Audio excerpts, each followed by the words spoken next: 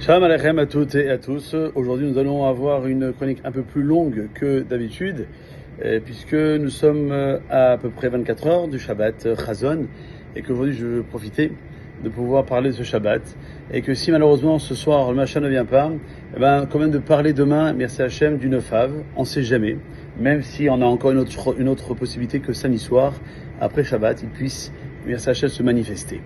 Le Parasha de cette semaine commence le 5e livre de la Torah, Elea Devarim, où les paroles de Moshe sont des mots de reproche, qui décomptent tous les endroits où Béné Israël ont mis Hachem en colère. Et c'est pour protéger l'honneur des Béné Israël que Moshe s'est exprimé par allusion. Pourquoi Moshe commence par évoquer les fautes de Béné Israël de façon allusive, et par la suite dans la paracha, il va les mentionner de façon explicite. Il faut savoir que chaque juif est pourvu d'une neshama, d'une âme, qui est une partie de Dieu, Ner Adonai Shvat Adam dira Shlomo HaMelech, et donc considéré comme un fils de Dieu, donc un fils du roi. Et c'est pour ça que c'est marqué dans la Torah, plus tard dans la paracha, dans le livre de Devarim, Banimatem Lashem Elohechem. Vous êtes les enfants de Dieu. Donc un juif prend conscience qu'il est le fils du roi du monde. Il comprend que cela ne sied pas à son rang, ni à son honneur de mal se comporter. Il aura donc la force de surmonter toutes les épreuves. Le Yetzer Hara, qui est la plus grande force, pour lui, c'est d'oublier, de nous faire oublier qu'on est le Fils de Dieu. Car à cause de cet oubli, le Yetzer Hara peut nous faire trébucher dans des fautes très graves. Lorsque Moshe est venu réprimander les bénis Israël, il a voulu aussi qu'ils acceptent la réprimande et qu'ils fassent teshuva. C'est donc cette raison qu'au début, il a mentionné les fautes que par allusion. Et il a mis l'accent particulièrement sur le fait qu'ils étaient élevés, importants de par leurs âmes. Et c'est l'intention du commentateur Rashi. Quand il dit, c'est par égard pour les bénis Israël, que Moshe leur a fait comprendre qu'ils étaient les fils de Dieu. Et alors, ils ont réalisé que leur comportement avait été inapproprié et pas conséquent. Ils se sont éveillés à la teshuva.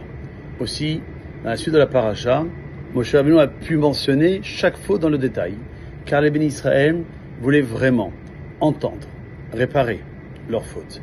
C'est aussi le travail de chaque juif durant cet exil qui, je l'espère, arrive à sa fin. Et en particulier, de nos jours, qui sont appelés Ikevot Meshicha, le talon du Mashiach.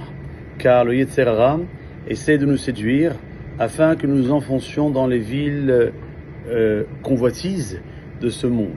Mais si on garde à l'esprit que nous sommes les fils du Melech Malchei HaMelachim, du roi des rois de tous les rois, et que c'est pas notre rang de nous rabaisser à de telles futilités, cela nous renforcera, nous éveillera la miséricorde divine pour venir nous libérer de cet exil, le plus amer, le plus long, et qu'on voudrait y voir sa fin, Mimira Biaminu.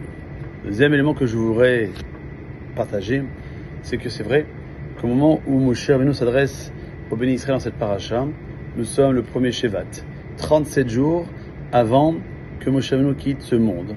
Et lorsqu'il va rassembler le peuple d'Israël et va leur faire un récapitulatif de la Torah, c'est pour ça que le Sefer Devarim est appelé Mishneh Torah, la répétition de la Torah. Il revient sur les événements des 40 années passées dans le désert, il rappelle les lois que Dieu a données au peuple. Moshe, comme je viens de le dire, a réprimandé le peuple pour ses faiblesses, pour ses erreurs, les encourageant à garder la Torah, à observer les mitzvot, les commandements dans la terre promise par Dieu, une terre que Moshe lui-même ne connaîtra pas. Pourquoi préciser dans le texte que Moshe a parlé à tout Israël? N'aurait-il pas suffi de dire qu'il a parlé à Israël? Ça veut inclure quoi? On nous enseigne qu'en réalité, à travers ces paroles, Moshe ne s'adresse pas seulement à la génération présente, mais aussi à toutes les générations futures et à la nôtre, évidemment. Et on va encore plus loin, car on nous explique que ces réprimandes s'adressent également à ceux qui sont déjà morts, notamment à cause de ces fautes comme la faute du veau d'or, la débauche de Moab. Et on peut même rappeler ce que dit Ishaïa ou le prophète Isaïe. Ton premier père a péché, tes interprètes se sont rebellés contre moi, et ça fait référence à la faute de Adam Arishon, donc on remonte à très loin. Et quel effet peut avoir une réprimande sur un mort qui ne peut ni changer ni s'améliorer? Alors, regardez ce qui est marqué dans la paracha de Kedoshim dans le livre de Vaïkra. Lorsque la Torah dit, quand vous serez rentrés en terre promise et vous aurez planté un arbre fruitier qui donnera à manger.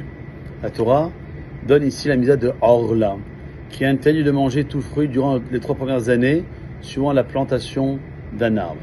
Et on explique que ces plantations, elles font référence aux enfants, et que l'attention particulière à leur éducation en Torah doit commencer dès leur plus jeune âge. On souligne qu'un enfant, il a la capacité de donner à manger à son père même après la mort. Un père qui quitte ce monde sans mérite peut recevoir des mérites par les actions de ses enfants, au point de le faire sortir de l'enfer du Gehinam. Et le récit de Rabbi Akiva qui a sauvé une âme juive en enseignant son fils à réciter le Kaddish en est une illustration poignante. Cette histoire, elle démontre la puissance de l'action. Les enfants, pour acheter la faute de leurs parents, en substance, l'histoire, c'est que un jour, alors qu'ils se rendaient au cimetière, Rabbi Akiva a rencontré un homme dévêtu, noir comme le charbon, qui portait un grand fagot de bois et qui courait à toute allure. Rabbi Akiva l'a arrêté et dit: pourquoi tu peines de cette façon-là? Si tu es un esclave, je vais te racheter et te rendre ta liberté. Par pitié, laisse-moi partir. Je suis un défunt et on m'envoie chaque jour ramasser des fagots qui servent à me brûler. Que faisais-tu dans ce monde? Dit Rabbi Akiva. J'étais percepteur, mais je favorisais les riches. Je les flattais, je tournais les choses à leur avantage, alors que les pauvres, je les tyrannisais. Peut-être sais-tu pas que les anges, chargés de te punir, ils ne savent pas qu'il y a un espoir d'annuler l'épreuve qu'on t'a infligée, dit Rabbi Akiva.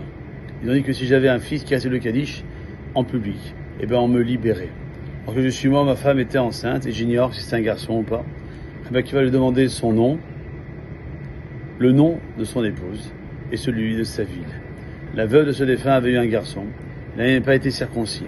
Rabbi Akiva s'est empressé de lui faire la Brit Mila. Il lui a enseigné un peu la Torah, le Shema Israël, Birkat Hamazon, et quand l'enfant s'est renforcé en Torah, il lui a appris à lire le Kaddish.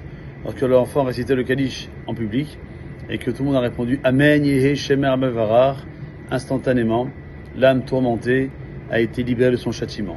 Cette même nuit, le père est apparu en rêve chez Rabbi Akiva et lui a dit: sois en paix, Rabbi Akiva, tu m'as apporté le repos et tu m'as épargné les souffrances de Gehinam. Ainsi, lorsque Moshe Rabbeinu a réprimandé le peuple, il leur a rappelé les fautes de leurs ancêtres. Ceux qui ont péri dans le désert, avec la faute des explorateurs, la débauche de Moab, la plainte de la manne, de l'eau, etc., pour les inciter à agir de manière à les réparer. En rappelant ces erreurs, Moshe exhorte les enfants d'Israël à sauver leurs parents par leurs bonnes actions, même après leur mort.